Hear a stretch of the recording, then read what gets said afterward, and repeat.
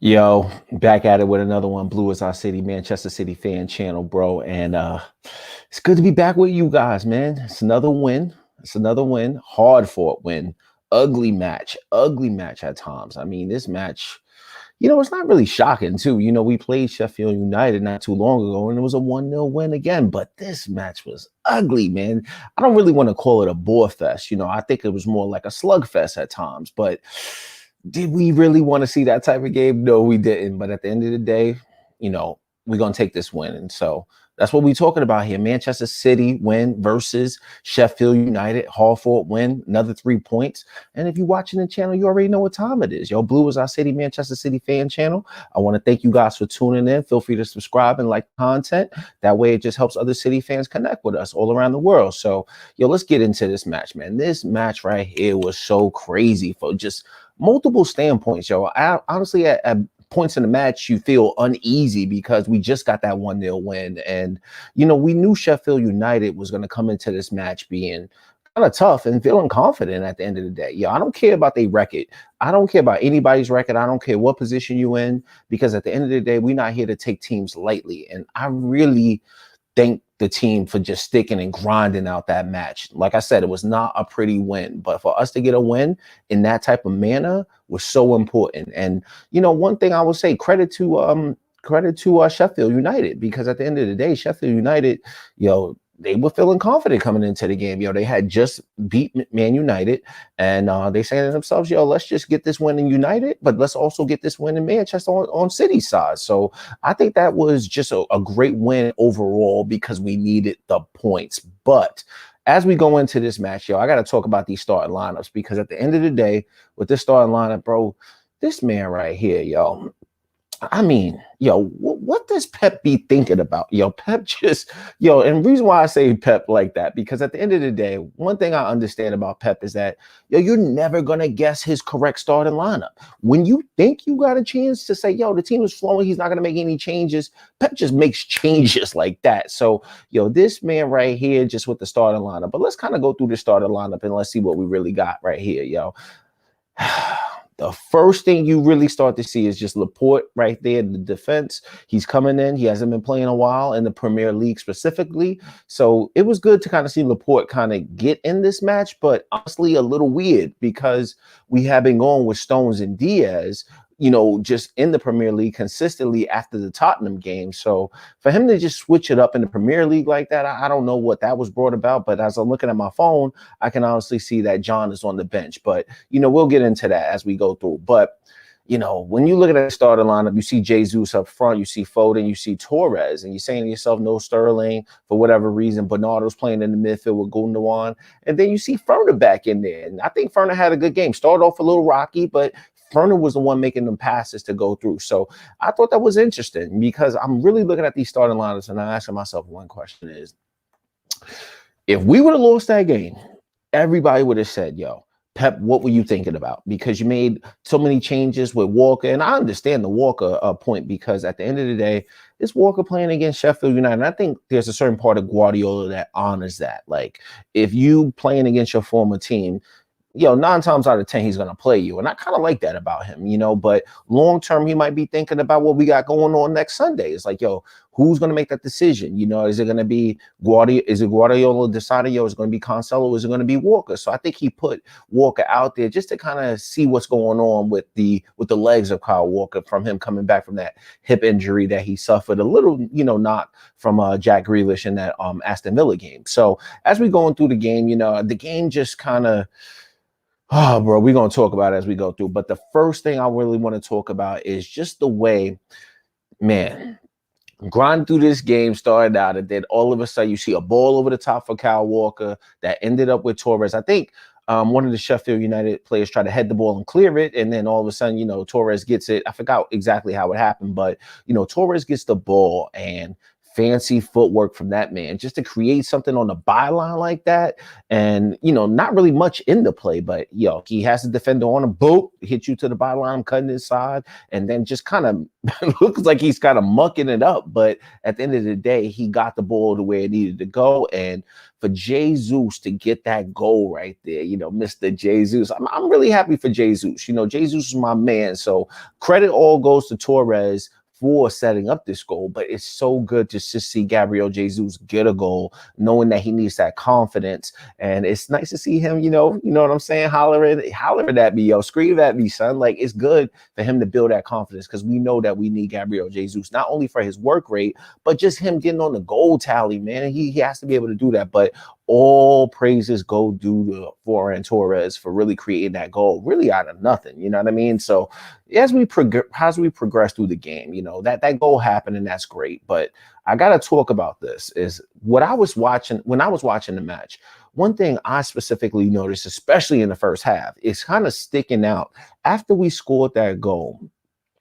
The one thing that you can see is that Foden and Torres were struggling to kind of get involved in the match a lot, because they just wasn't really involved at that point, because Sheffield United is playing a back five, which we figured that they was going to play a back five. But you will notice in this game, there were none of those runs that are kind of on the edge of the box, leaning to maybe the right on the left, that space that Gundogan was previously running into, or that space that, let's say, Kevin De Bruyne was running into. We didn't really get behind their defenders a lot, because Torres and Foden had to stay so wide in this game. And once we scored that goal, it just became evident, like probably around the 23rd minute, that it was like, these guys are not really getting involved in the game. They're not getting touches on the ball. And you could see kind of Foden kind of struggling, especially Foden more so, because Foden's making these runs. He's trying to adjust from being this midfielder to this winger role in the interim, or until maybe Guardiola feels he gets a little bit more strong and, a little bit more experience in age, 3-4 years down the line. But he's playing this winger role because he provides that natural width. But, if you know Zinchenko's not really overlapping him like that. You know what I mean? So I think he just found it so weird just being out there, because he was trying to make runs, but nobody was hitting that ball to him over the top to really make those runs. So that space was really not there for him. And the same thing with Torres. One thing about this match was, like, Kyle Walker was not making them overlapping runs like that. And maybe that was just by design from Guardiola to say, I know that they got Brewster. Brewster is a speed merchant. You know what I mean? Shout out former Liverpool guy who's now at Sheffield. So he might be a little bit of a speed merchant. So now we have Walker back there. But as this game went on, you're kind of seeing like there's no overlapping runs really from Kyle Walker. I think he probably made 2 throughout the whole game. So that's really what happened. And I thought it was kind of interesting. And, just to kind of talk about all players not really getting involved. I mean, you've seen Bernardo Silva be on the far right side. Like, he was kind of like the overlapping player at points. But it was almost like, especially on the right side, you saw that Torres was here, and then you had Bernardo Silva here. And then as Torres started to drift in a little bit more, Bernardo would fill that wing position and kind of eat up that space. But it just really wasn't finding that way. And as we progress through this match, one thing you'll find out in this match, and every City fans kind of knows this, is like the creativity was just not there today. But at the end of the day, the fight was. And I think that that's the most important thing from this match. We didn't care, because at the end of the day, Sheffield United just beat Manchester United. So we were not going to come into this game by taking them lightly. But I don't think anybody expected that we would play that style of football. And it's really good to see the team just be able to fight like that. And at the end of the day, we have been keeping a lot of clean sheets, but we also know that the 1-0s have been happening a lot this year. And when we thought we was turning it around because we scored all those goals, last week, we can obviously see that, some games are just going to be different. And at the end of the day, we're going to take them results. So what am I really most proud of? I'm really most proud of just another clean sheet at the end of the day, because this game was very tricky. I don't care what nobody tells you, bro. Nobody tells you. This game was so tricky, and it's a 1-0 win. I think we created 10 chances overall, five shots on target. But outside of that Gabriel Jesus moment, which, hold up, I need to go back to this and kind of praise Gabriel Jesus. when you're not scoring goals all of a sudden, you've been, working really hard for the team and you're not scoring goals and your confidence may be low right now because you're not fully flying, right? So as he gets that ball from Torres, did you see what Gabriel Jesus did? And that's why he's so nice in that moment. Most any other player probably would have just hit that ball first time. For him to catch that ball, remain so calm and say, oh, keep it what you want to do, and then got that time to be able to just send it where he wants to. I think that that's a lot of calmness and composure from Gabriel Jesus, from a man who hasn't been scoring any goals. So I need to kind of go back to that and shout him out. But let's get back to this defense, bro, because this defense is proven to be really good. And I got to really talk about this Emerick Laporte situation. I'm not going to talk about it maybe too much, but for Guardiola to throw Emerick Laporte in that situation, when John Stones and Diaz have been playing for so long, it kind of hit a lot of people by surprise. And I'm pretty sure I'm not the only one. If you guys are watching and you guys were surprised about that, please let me know. But when I'm watching this game, I'm like, yo, he's bringing in Laporte, and Laporte, all right, had a good game to me. Yo, he really did. He really did he didn't really have too much to do. And I want to say one moment that I am proud of this man, Emerick Laporte, because there were times that Emerick Laporte's been shut out, but in this match specifically, he didn't really have a lot to do. But I think that what I did see from him is what I really liked. And there was a moment, I think it was in the 82nd minute of the game, to where you could see him communicating. You could see him, Sheffield was driving, we cleared it, but you could see him, pointing fingers and say, yo, go over here. This is where the ball is coming, create the space over here. And Emerick Laporte is not, I would say he's not as dynamic yet as John Stones is playing that ball that's going to be the hockey assist, if you will. But it was nice to see him just be solid. That hockey assist or him opening up the defense, that'll come in over time. You can't expect a man who hasn't been playing in the Premier League to just come in there and start making those dynamic passes that John may be more capable of. But for Emerick Laporte to kind of come in there and phased his way through the game. There were times where he had corners. He always looked lively, but especially in that 82nd minute match of the game, I think it's very important for this man, Emerick Laporte, to just work on that communication. And for him to be in that moment and just say, hey, this is where the space is, pass the ball over here. This is where I am on the defense. Just like I always said, keep working on that communication, Playboy, and it's another clean sheet. Kyle Walker staying back, I kind of talked about that already, but I think it was just by design. I mean, I don't think I want to see that again. With Kyle Walker just kind of not bombing forward again, you know what I mean? But it was defensively solid, but not a, extra convincing win. I'll tell you why, because as that game went on, I think there was a moment for Sheffield. I want to say it was around the 86th minute, because I was just bigging up Laporte with his communication skills. There was a ball in the 86th minute where Sheffield just kind of, threw it up or, kicked it up top. And then all of a sudden, I don't know if it was Burke that got the ball and kind of laid it down, but all of a sudden, Flick had a great chance. I think I was in the 86th minute to where it just went, past Edison and it cleared out of bounds. But at the end of the day, that shot could have almost went in, and this would have been a 1-1 draw, and we all would have been upset throughout this game. But for the team to be able to deal with that moment and keep another clean sheet, because I think Kyle Walker was the one that kind of looked a little shaky in that defensive moment for the defender to get the ball and then let it come down. But, that's what happened throughout this game. And, just for us to have that one moment, be able to deal with it, and we move on, I'll take that any day of the week. Man of the match, Ruben Diaz, the leader. You know what I mean? Like, him and John have been playing so well this season. They really have been playing so well. But the one thing that I noticed in this game was, I think it was in the second minute. Let me know, other City fans out there or people who watched the match, let me know what you thought about in the second minute. All of a sudden, I don't know if it was Brewster. I can't remember exactly whether it was Brewster, because, just raw commentary right after the game, but it was like in the second minute, I think it might have been Brewster or Burke that might have had an opportunity to, try to get a shot off. And then all of a sudden, Ruben Diaz makes this critical tackle. And then from that point, you can see he was the one in the second minute or in the first half that was dictating the communication, saying, yo, get over here. I'm making this tackle, and got everybody marshaled and settled after that moment. Because if he did not make that tackle, this game could go on a whole different route. So for him to do that, I thought that was absolutely brilliant. And that's why he's my man of the match, because at the end of the day, this game was not pretty, but for him just to help us get another clean sheet, and then show Emmerich Laporte, or even if John's watching, and be like, yo, that slide tackle, that's what it's about. But yo, we move on, we press on. That happened in the second minute.